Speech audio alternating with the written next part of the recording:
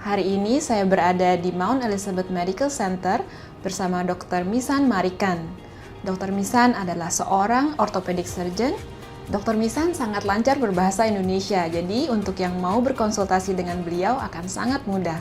Dr Mizan, based on your experience, why do people have hip pain and at what age do they have it? There are many reasons why people get hip pain. In the young, they may have fallen down, they may have had a sports injury, or they may have just sprained their hip. In a slightly older age group, they can have all the above mentioned, but they can also have common conditions like a labral tear, for example.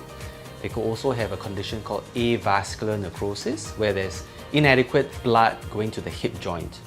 And because of that, the ball of the hip crumbles and dies. But there are many reasons why someone might get avascular necrosis, or AVN in short.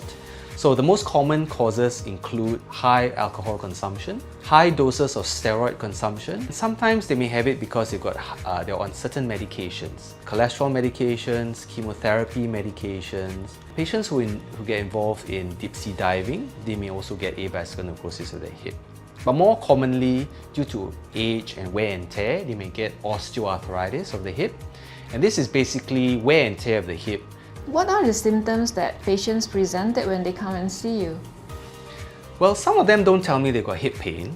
Some tell me they've got back pain or buttock pain. Or actually they just feel that their legs are not the same length. They may have problems putting on their socks, their underwear. They might have trouble sitting on the floor. Some have problems praying. The Muslims pray, they have to stand up, they have to sit, they have to almost squat. Some have problems just cutting their toenails.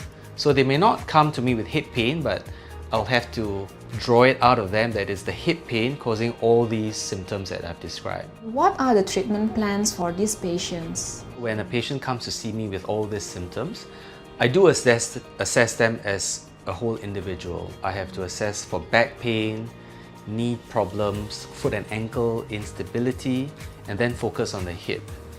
During my clinical examination, I'll determine whether the patient actually has a muscle sprain or whether it's a deep-seated arthritis that's affecting them.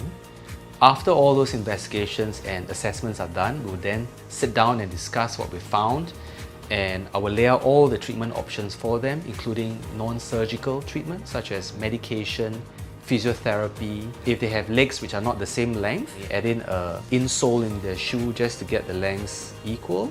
For those who have failed those conservative treatments, I would offer them injections into the hip joint or even their knee joint, and that helps them reduce the pain and disability that they may have. What type of surgery is available for these patients? If they have a mild sprain in their hip, they may just have physiotherapy. If they're young and they have a labral tear, we can do keyhole surgery or minimally invasive surgery to sew up the labrum, and this is part of hip preservation. In patients who are 50 and younger, we try and preserve their hips as much as possible.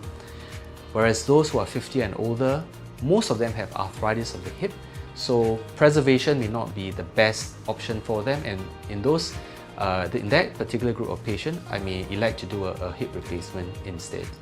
I heard there's a new way of doing a hip replacement. Can you elaborate? Yes, of course, yeah. Hip replacements are one of the most successful surgeries in orthopedic surgery, and we've been doing it for decades and decades. And traditionally, we perform a hip replacement once the hip is worn out.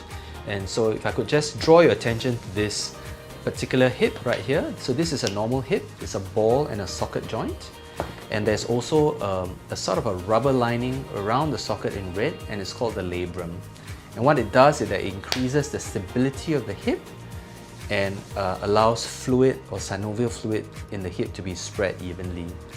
Moving on to a hip that's probably 40 or 50 years old, you'll start to see the head start to sort of be a little bit irregular. The cartilage starts to crack and have dents and divots in it. If they have just a labral tear in the front, they may have groin pain, especially when they cross their legs or put on their clothes.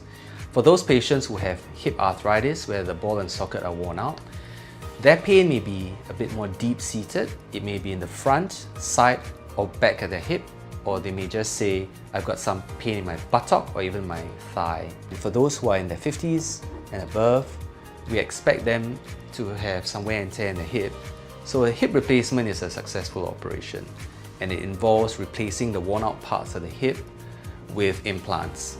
These days, modern day surgery, we want patients to walk on the same day of their surgery. We want them to have a high quality of life.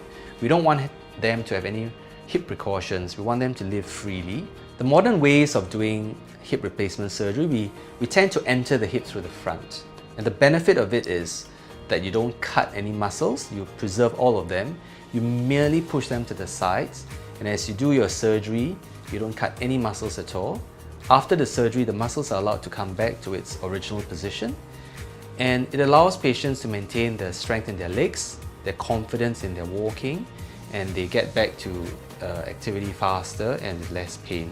What can we do to prolong the lifespan of the implants? Over the years, the manufacturing process of the implants have surely improved, and that has increased the longevity of these implants. Firstly, the implants are made of several parts. On the stem, you can see the stem itself with the neck made out of metal alloy titanium.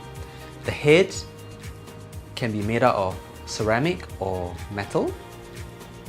And the socket itself, the part that's attached to the bone, is titanium, and the inner lining is either made of ceramic or polyethylene or plastic.